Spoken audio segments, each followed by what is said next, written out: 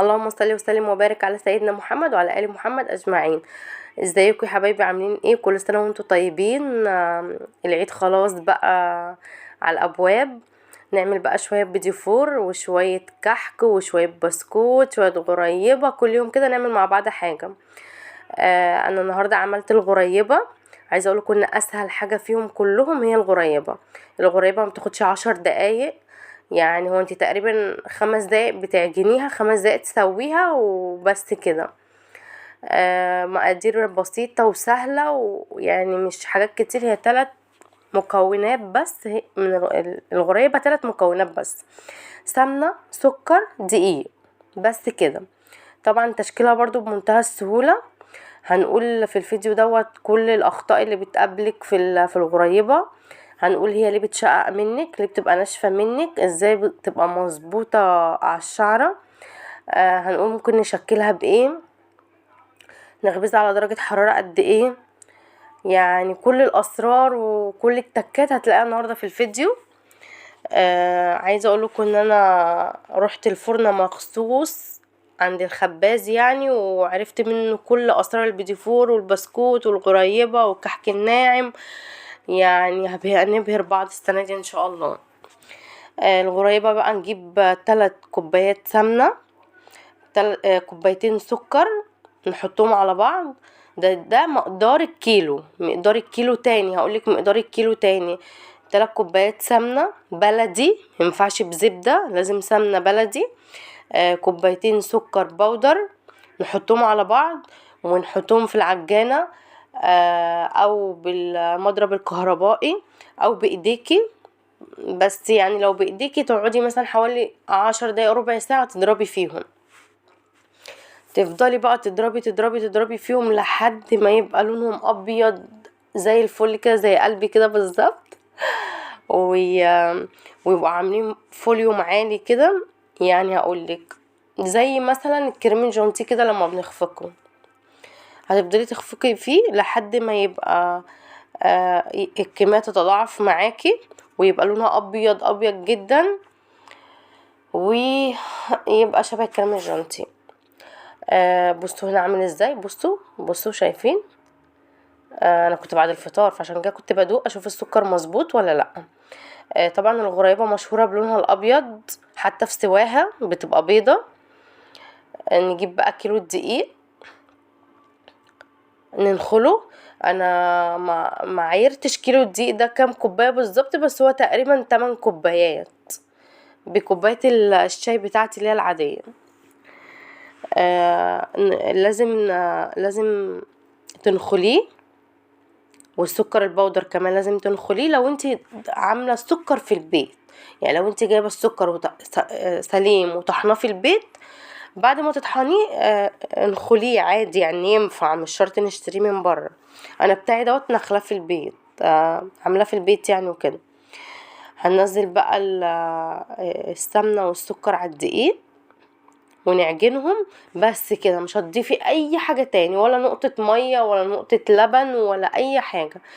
هما المكونين دول على بعض. بعد كده تنزلي بقى بايدك، يفضل الحاجه تبقى بايدك عشان تبقي حاسه بملمسها، حاسه هي محتاجه عجن تاني ولا لا، محتاجه حاجه تانية ولا لا.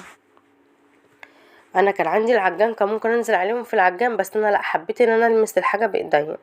وكمان الحاجه لما بتاخد حراره الايد بتبقى احسن وقوامها احسن. جيبي بقى حته كده وكوريها واختبريها، يعني دوسي فيها في النص كده، لو شققت منك تبقى دي السمنه بتاعتها كتير. لو طلعت مظبوطه، بص انا هنا طلعت مظبوطه. بعد كده لا، حسيت ان انا يعني حته خدتها وكورتها طلعت حلوه، الحته التانية لا. فلا، حسيت ان هي كده عايزه ايه، رشه دقيق. هنحط لها بقى رشه دقيق وبرده نعجن فيها عشان يعني الدقيق يتجانس فيها كلها كده.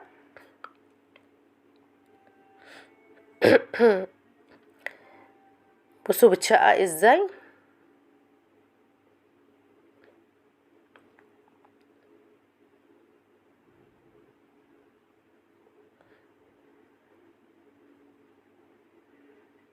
انا هنا كنت بغسل ايدي عشان كنت حاسه ان ايه العيب في ايديا مش العيب في يعني عشان ايدي فيها السمنه او بكه سمنه وكده، فالبتاع بتشع من ايديا. بس للامانه برضو هي ما كانتش عايزه دقيق، هي كانت عايزه تتعجن شويه، فاهمين؟ يعني كانت عايزه الم فيها شويه. وانا اهو بشكلها عادي، بتتشكل معايا. لو وصلت لحد هنا بقى ما تنسيش تحطي لي لايك وشير وكومنت حلو، بحب كومنتاتكم جدا جدا جدا، وتفعلوا زر الجرس عشان يوصلكم كل جديد.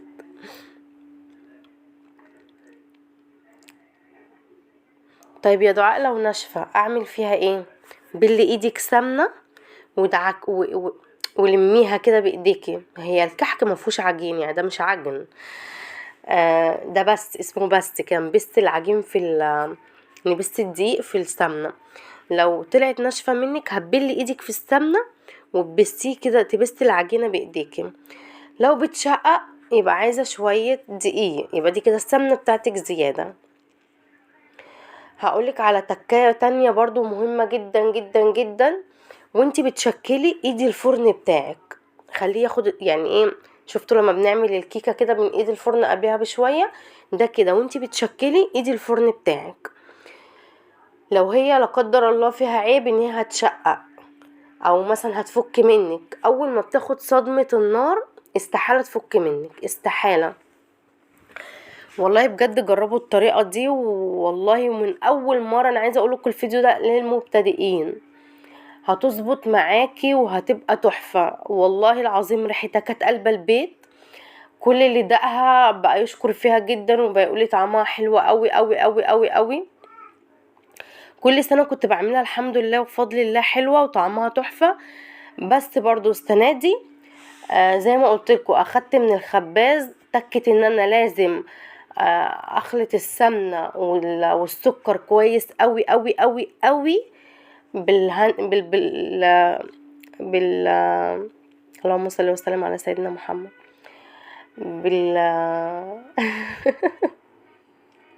بالمضرب الكهربائي او بالعجان او بايديا.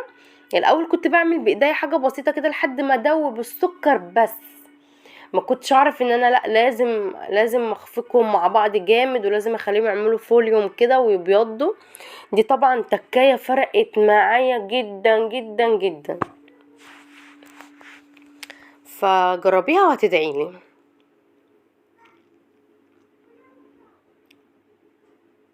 وامشي على نفس المقادير بالظبط، غير كده انا مش مسؤوله، انا ماليش دعوه. هنا بقى حسيت ان انا لا هقعد اعمل كميه صواني صغيره كتيره، وانا كده كده هخبز في فرن البوتاجاز، فقلت لا لازم اجيب الصاج الكبير، وعملت في الصاج الكبير. عايزه اقول لكم والله العظيم ما خدت بجد بجد ما خدتش 10 دقايق مني. وخبزها طبعا ما بيقعدش في البوتاجاز 5 دقايق، لان احنا يا دوبك بنخليها بس تتشمع في بعضها، مش بتاخد لون خالص. الغريبه ما بتاخدش لون يا جماعه، الغريبه طبعا مشهوره بلونها الابيض.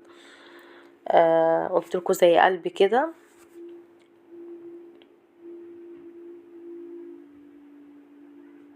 عايزه اقول لكم ان اختي كانت عندي وكلت منها وقالت لي تحفه طعمها جميل. ولادي ما صبروش لما خلص تصوير، هم يعتبر كانوا مخلصين نص الكميه. بألف هنا طبعا عليهم كلهم.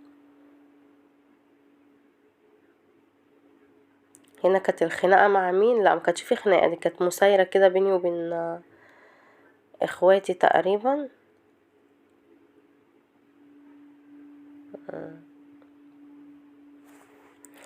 قولولي بقى في الكومنتات انتوا بتعملوها بأني طريقة، وايه الغلطات اللي بتشوفوها في الغريبة، وانا هرد على تعليقاتكم، وهرد على كل حد مثلا عنده غلطة او حاجة هرد عليه.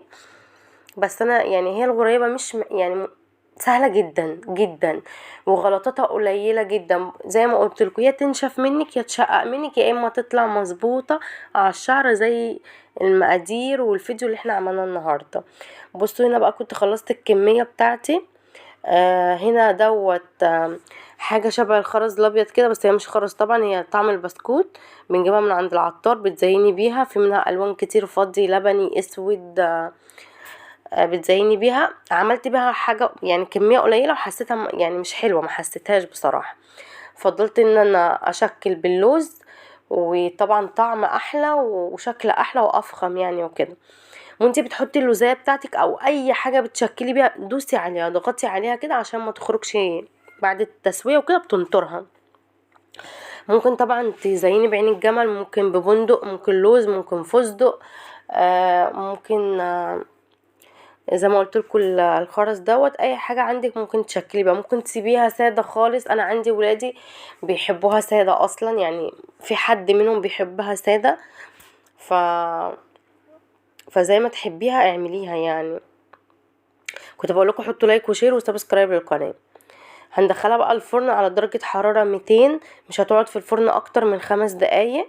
بصوا هنا بقى كنت عملتها وخلصتها. بصوا عايزه اوريكم شكلها كان عامل ازاي. بصوا يعني مش مفرولة، بس مش معجنة، مش ناشفة طبعا. بصوا بقى لونها وتسويتها. اشوفكم في فيديو جديد ويوم جديد، مع السلامة.